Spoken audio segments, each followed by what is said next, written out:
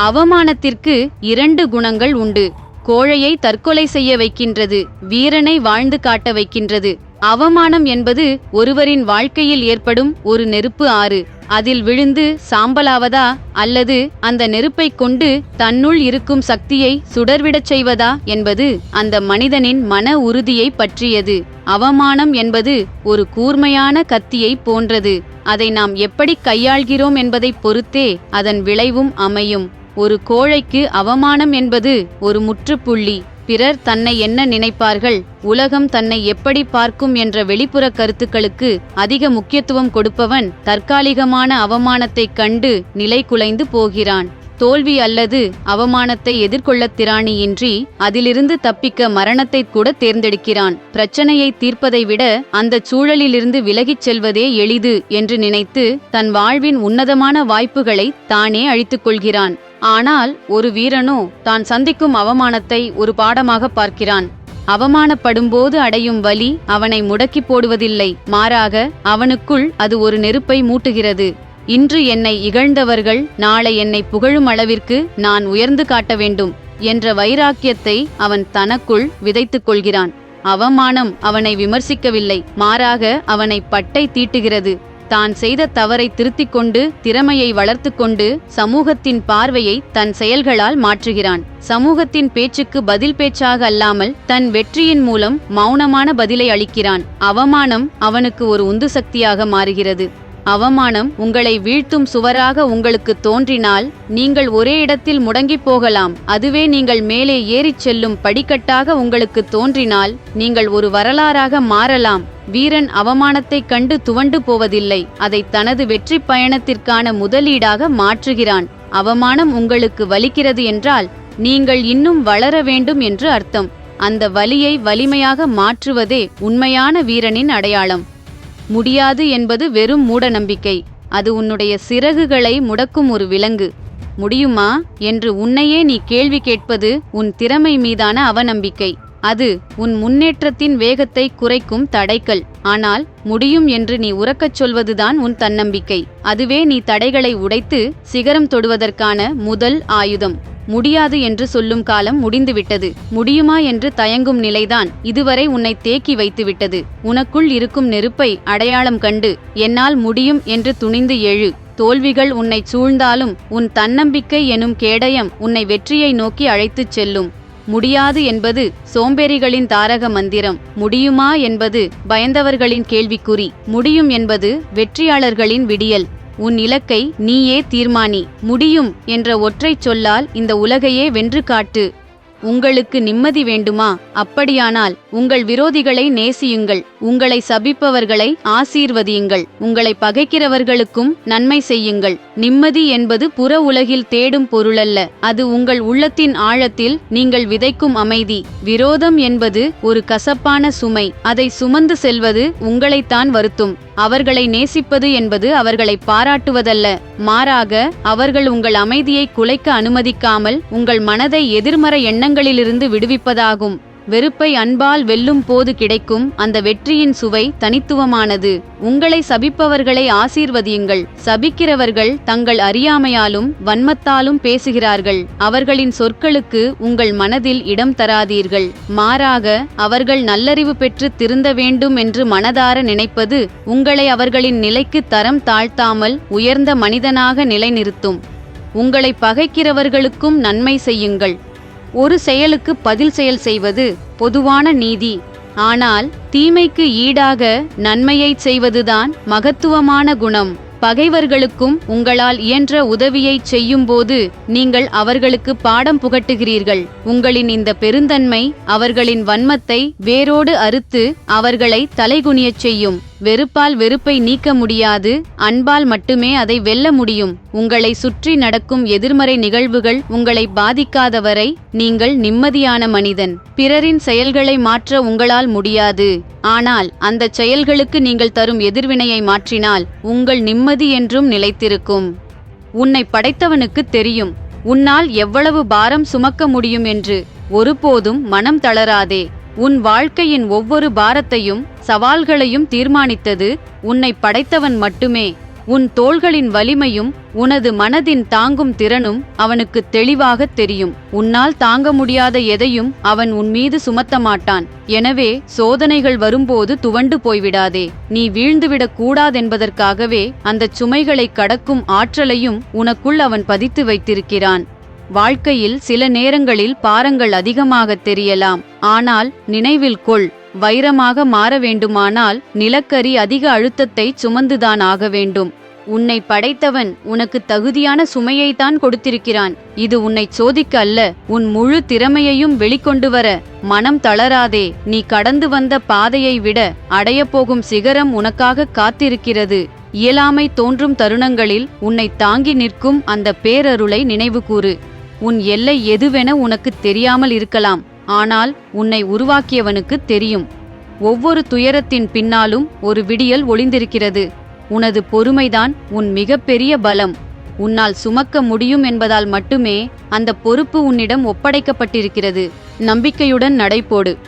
எது தேவை என்றே அறியாமல் தேடிக்கொண்டிருந்தால் எவ்வளவு தேடினாலும் எதுவும் கிடைக்காது. இலக்கு எதுவென்று தெரியாமல் ஓடுவது திசையறியாத காற்றில் மிதக்கும் இலையாவதற்குச் சமம். நாம் எதைத் தேடுகிறோம், ஏன் தேடுகிறோம் என்ற தெளிவு இல்லாத வரை எத்தனை தூரம் பயணித்தாலும் நாம் அடைவது களைப்பை மட்டுமே, இலக்கை அல்ல.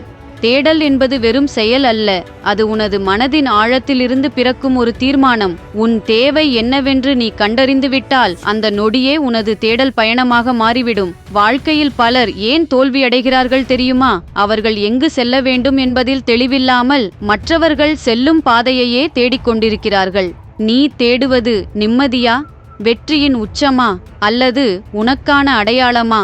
எது தேவையென்று முதலில் உறுதி செய். தெளிவு பிறக்கும்போது உன் தேடலுக்கு ஒரு பாதை தானாகவே அமையும். தேவையற்ற அலைச்சல்களை தவிர்த்து உன் குறிக்கோளை நோக்கி மட்டும் பயணி. தேடல் என்பது ஒரு பயணம். அந்த பயணத்தின் வரைபடம் உனது தேவை. வரைபடம் இல்லாமல் கடலில் இறங்கினால் எப்படி கரை சேர முடியாதோ அதுபோலவே மனதிற்குள் தெளிவு இல்லாமல் செய்யும் எந்த தேடலும் வீண்தான். எதை எட்ட வேண்டும் என்பதில் உறுதியாக இரு. உன் தேடல் ஒருபோதும் திசை மாறாது. தெளிவற்ற தேடல் திசை மாறிய பயணம். தேவை குறித்த புரிதலே பயணத்தின் வெற்றி. தேடுவதை விட எதை தேடுகிறோம் என்று முதலில் உணர். அப்போதுதான் நீ தேடும் உலகம் உனக்கு கிடைக்கும். எனக்கு ஒரு பிரச்சனை என்று சொல்லாதீர்கள். பிரச்சனை என்று சொன்னாலே கவலையும் பயமும் கட்டாயம் வரும். எனக்கு ஒரு சவால் என்று சொல்லிப் பாருங்கள். தைரியமும் தன்னம்பிக்கையும் தானாகவே வரும். வார்த்தைகளுக்கு உயிர் இருக்கிறது. நீ பயன்படுத்தும் வார்த்தைகளே உன் வாழ்க்கை முறையை தீர்மானிக்கின்றன. ஒரு சூழலை பிரச்சனை என்று நீ அழைக்கும்போது உனது மனம் தற்காப்பு நிலைக்குச் சென்று பயத்தையும் கவலையையும் வளர்த்தெடுக்கிறது. ஆனால் அதே சூழலை சவால் என்று நீ அழைக்கும்போது உன் மூளை அதை ஒரு வாய்ப்பாக மாற்றத் துடிக்கிறது. பிரச்சனை உன்னை முடக்கும். சவால் உன்னை தகர்க்கும் தடைகளை உடைத்து புதிய பரிணாமத்திற்கு உன்னை இட்டுச் செல்லும். எனவே உன் அகராதியிலிருந்து பிரச்சனை என்ற சொல்லை அகற்றிவிட்டு சவால் என்ற சொல்லை சூடிக்கொள். தைரியமும் தன்னம்பிக்கையும் உனக்குள்ளேயே ஊற்றெடுக்கும். பிரச்சனை என்று சொல்லும் போது அந்த சுமையின் கனம் நம் மனதை அழுத்துகிறது. ஆனால் சவால் என்று சொல்லும் போது நம் மனம் வெற்றியின் சாத்தியங்களை யோசிக்கத் தொடங்குகிறது. சவால் என்பது ஒரு விளையாட்டு போன்றது. அதிலிருந்து பாடம் கற்கலாம், வெற்றி பெறலாம், அல்லது நம்முடைய உச்சக்கட்ட திறமையை வெளிப்படுத்தலாம். உனது பார்வையை மாற்று, உன் உலகம் மாறும். பிரச்சனைகள் உன்னை தேடி வரும்போது அவை சுமையாகத் தெரியும். அதே சமயம் அவை உன்னை செதுக்கும் சிற்பிகளாக மாற வேண்டுமானால் அதை நீ சவாலாக எதிர்கொள்ள வேண்டும். பயம் ஒரு பக்கம் இருக்கட்டும், சவால் உன்னை வீரனாக மாற்றும். எதையும் சவாலாக ஏற்றுப்பார். தோல்வி கூட உனக்கு துணிகரமான அனுபவமாகவே தெரியும். சிரிக்க வைப்பது அழகுதான். அதைவிட அழகு யாரையும் கண்ணீர் சிந்த விடாமல் பார்த்து கொள்வது. ஒருவரை சிரிக்க வைப்பது என்பது உன் வார்த்தைகளால் நிகழ்த்தும் ஒரு கலை. ஆனால் ஒருவரின் கண்ணீர் துளியை தடுத்து நிறுத்துவது என்பது உன் செயலால் நீ செய்யும் புண்ணியம். மற்றவர்கள் சிரிக்க நீ செய்யும் வேடிக்கைகள் தற்காலிக மகிழ்ச்சியை தரலாம். ஆனால் ஒருவரின் துயரமான தருணத்தில் நீ காட்டும் நிபந்தனையற்ற அக்கறை அவர்களின் வாழ்வில் ஒரு அழியாத நம்பிக்கையை விதைக்கும். சிரிக்க வைப்பதில் இருப்பது ஒருவரின் முகத்தை அழகுபடுத்தும் திறன். கண்ணீர் சிந்தவிடாமல் பார்த்து கொள்வதில் இருப்பது ஒரு ஆன்மாவை அரவணைக்கும் மகாத்தவம். உலகம் முழுவதும் மகிழ்ச்சியை தேடி ஓடிக்கொண்டிருக்கிறது. ஆனால் கவலைப்பட்டு நிற்பவனின் கண்ணீரை துடைக்க எத்தனை பேர் முற்படுகிறோம்? ஒருவரை சிரிக்க வைப்பது எளிது. ஆனால் ஒருவருடைய வலியை புரிந்து கொண்டு அந்த வலி வராதபடி பாதுகாப்பதில்தான் உன்னுடைய உயர்ந்த பண்பு வெளிப்படுகிறது. இன்று ஒருவரை சிரிக்க வைப்பதை விட ஒருவருக்கு தேறுதலாயிருந்து அவரின் கண்ணீரை தடுத்துப்பார். அந்த திருப்திக்கு நிகர் ஏதுமில்லை. சிரிப்பு என்பது வெளிப்படையான மகிழ்ச்சி. கண்ணீர் என்பது உள்ளுக்குள் கசியும் வலி. சிரிப்பை தருகிறவன் நண்பனாக இருக்கலாம், ஆனால் ஒருவனை அளவிடாமல் காப்பவன் அவன் வாழ்க்கையின் காவலனாகிறான். பிறருடைய கண்ணீருக்கு காரணமாகிவிடாதீர்கள். உங்களால் முடிந்தவரை அன்பையும் ஆதரவையும் கொடுத்து ஒரு புன்னகையை மட்டுமல்ல, அவர்களின் வாழ்நாள் அமைதியையும் காத்திடுங்கள். நீ நல்லவன் என்பதால் உன்னை யாரும் ஏமாற்ற மாட்டார்கள் என நினைப்பது நீ சைவம் என்பதால் சிங்கம் உன்னை சாப்பிடாது என நம்புவதற்குச் சமம். நல்லவராக இருப்பது உன்னுடைய குணம். ஆனால் அந்த நல்ல குணத்தை மற்றவர்கள் பயன்படுத்திக் கொள்ள மாட்டார்கள் என்று நினைப்பது உன் அறியாமை. உனது தூய்மையான உள்ளத்தையும் நேர்மையான குணத்தையும் கண்டு உலகம் உன்னை தீண்டாது என எண்ணுவது இயற்கை விதியையே மாற்றி எழுத நினைப்பதாகும். நீ நல்லவனாக இருப்பது உனது தனிப்பட்ட பண்பு. ஆனால் உலகம் நல்லவர்களால் மட்டுமே நிரம்பியது என்று நினைப்பது முதிர்ச்சியற்ற பார்வை. சிங்கம் தன் பசியை தணிக்க இறைச்சியைத்தான் தேடும். அது உன் சைவ பழக்கத்தை பார்த்தோ உன் அமைதியை பார்த்தோ தன் சுபாவத்தை மாற்றிக்கொள்ளாது. அதுபோலவே சந்தர்ப்பம் கிடைத்தால் உன்னை ஏமாற்றத் துடிக்கும் தீய எண்ணம் கொண்டவர்கள் உன் நல்ல குணத்தைக் கண்டு தயங்கப் போவதில்லை.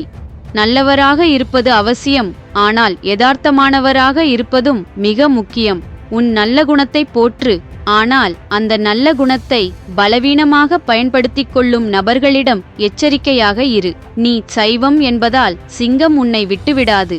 எனவே நன்மையை தொடர்ந்து செய். அதே சமயம் விழிப்புணர்வையும் உன் கேடயமாகக் கொள். நீ நல்லவனாக இருப்பதில் தவறில்லை, ஆனால் மற்றவர்கள் ஏமாற்றக் காத்திருக்கிறார்கள் என்பதை உணர்ந்து உன் எல்லைகளை பாதுகாத்துக்கொள். நல்லவனாக வாழ்வது உன் கடமை, ஆனால் ஏமாறாமல் வாழ்வது உன் அறிவு. உன் நல்ல எண்ணத்தை ஒரு கேடயமாகக் கொள், ஆயுதமாக அல்ல. உலகம் உன்னை நீ எப்படி பார்க்கிறாய் என்பதற்காக நடத்தாது, தன் தேவைக்காகவே அணுகும். யதார்த்தத்தை புரிந்து கொண்டு நல்லவனாகவே இருந்து புத்திசாலியாகச் செயல்படு. சிரிப்பு இல்லாத வாழ்க்கை சிறகு இல்லாத பறவைக்குச் சமம். சிரிப்பு என்பது வெறும் முகத்தின் அசைவல்ல, அது உள்ளத்தின் கதவுகளை திறக்கும் சாவிக்கொத்து. சிரிப்பு இல்லாத வாழ்க்கை வானில் சிறகடித்து பறக்கத் துடிக்கும், ஆனால் சிறகுகள் இல்லாத பறவைக்குச் சமம். எவ்வளவு உயரமான கிளைகளில் அமர்ந்திருந்தாலும் சிறகுகள் இல்லாத பறவையால் வானைத் தொட முடியாது. அதுபோலவே எவ்வளவு வசதிகள் இருந்தாலும் மனதின் சிரிப்பு எனும் சிறகுகள் இல்லையென்றால் வாழ்க்கையின் பரந்த வானத்தில் உன்னால் வெற்றிகரமான பயணத்தை மேற்கொள்ள முடியாது. வாழ்க்கை என்பது ஒரு பெரும் பயணம். அந்த பயணத்தில் தடைகள் வருவது இயல்பு. ஆனால் அந்த தடைகளை சிரிப்பு எனும் சிறகைக் கொண்டு கடந்து செல்ல பழகு. கவலைகள் உன்னை கீழே தள்ள பார்க்கும், ஆனால் உன் புன்னகை உன்னை மீண்டும் மேகங்களுக்கு மேலே உயர்த்தும். சிரிக்கத் தெரிந்தவன் வாழ்வின் எந்த புயலையும் எளிதாக கடந்து விடுவான். சிறகு உடைந்த பறவை தரையோடு தன் நாட்களை கழிப்பது போல புன்னகை இல்லாத மனிதன் சிக்கல்களோடும் சோகங்களோடும் தன் நாட்களை கழிக்கிறான். உன் சிரிப்புதான் உனது சுதந்திரத்தின் அடையாளம். உலகமே உன்னை சோதிக்க நினைத்தாலும் உன் உதடுகளில் ஒரு புன்னகையை வை. அதுவே உன் தன்னம்பிக்கையின் உச்சம். சிரிப்பு ஒரு மருந்து. அது உன் ஆன்மாவை என்றும் இளமையோடு வைத்திருக்கும். சிறகு இல்லாத பறவை தரையோடு முடங்கிக் கிடக்கும். சிரிப்பு இல்லாத வாழ்க்கை வலிகளோடு முடங்கிக் கிடக்கும். வானத்தை அளக்க சிறகுகள் தேவை, வாழ்க்கையை ரசிக்கச் சிரிப்பு தேவை. இன்று உன் சிறகுகளை விரிக்க மறந்துவிடாதே. உன் சிரிப்பை தொலைத்து விடாதே. நம்பிக்கையை விட நல்ல நண்பன் இல்லை, சிந்தனையை விட சிறந்த ஆசிரியன் இல்லை. எந்த ஒரு மனிதனும் உன்னை கைவிடலாம், எந்த ஒரு சூழ்நிலையும் உன்னை சோதிக்கலாம். ஆனால் நீ உனது இலக்கின் மீது வைக்கும் நம்பிக்கை உன்னை ஒருபோதும் பாதியில் விட்டுச் செல்லாது. அது உன் பயணத்தின் ஒவ்வொரு அடியிலும் உனக்கு துணையாக நிற்கும் உன்னதமான நண்பன். அதேபோல் வெளியில் தேடும் குருமார்கள் உனக்கு வழிகாட்டலாம், ஆனால் நீ உனது அனுபவங்களிலிருந்து வளர்த்தெடுக்கும் சிந்தனை மட்டுமே எது சரி எது தவறு என்று உனக்கு தெளிவாக பாடம் புகட்டும் மிகச்சிறந்த ஆசிரியன். வாழ்க்கை போராட்டத்தில் நீ தனித்து நிற்கிறாய் என்று வருந்தாதே. உனது இதயத்தில் ஒரு துளி நம்பிக்கை இருந்தால் நீ தோற்று போக மாட்டாய். உலகம் கற்றுத்தரும் பாடங்களை விட உன் சிந்தனை உனக்கு கற்றுத்தரும் பாடங்களே உன்னை செதுக்கும். நம்பிக்கை உன்னை தளராமல் வைத்திருக்கும். சிந்தனை உன்னை தவறான பாதையில் செல்லாமல் தடுத்து சிகரம் நோக்கி வழிநடத்தும். நல்ல நண்பன் ஒருவன் உனக்கு தேவை என்றால் உனது தன்னம்பிக்கையை தட்டி எழுப்பிக்கொள். சிறந்த ஆசிரியர் ஒருவரை தேடுகிறாய் என்றால் உன் மனதிற்குள் கேள்விகளைக் கேட்டு விடை தேடும் சிந்தனையை தொடங்கு. நம்பிக்கை என்பது உன்னை பயணிக்க வைக்கும் எரிபொருள். சிந்தனை என்பது நீ செல்ல வேண்டிய பாதையை தேர்ந்தெடுக்கும் திசைகாட்டி. இந்த இரண்டும் உன்னிடம் இருந்தால் நீ எவராலும் வெல்ல முடியாத சக்தியாக மாறுவாய். நம்பிக்கை உனக்கு துணையாக இருக்கும் சிறந்த தோழன். சிந்தனை உனக்கு அறிவை தரும் சிறந்த குரு. இவர்களுடன் பயணிப்பவன் ஒருபோதும் வீழ்வதில்லை. நம்பிக்கையை விதைத்து சிந்தனையை அறுவடை செய். உன் வாழ்க்கை வெற்றியாக மலரும்.